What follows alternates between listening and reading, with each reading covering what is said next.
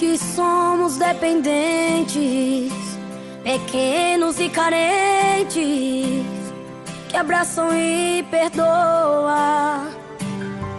É bom lembrar que somos imperfeitos, não temos o direito de julgar o nosso irmão.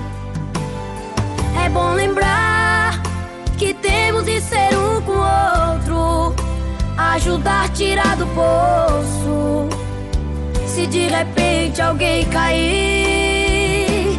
Pois nessa vida é cheia de altos e baixos, de vitórias e fracassos, para quem quer competir.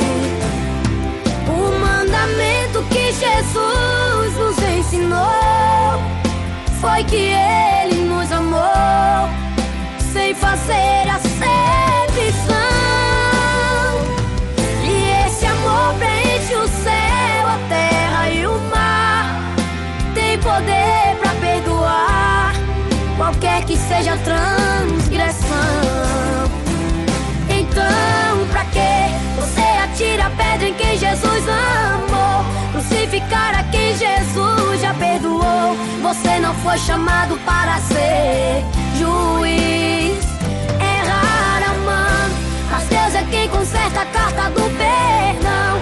Aprenda com Jesus, estenda suas mãos. Deus lava o pecado e apaga a cicatriz.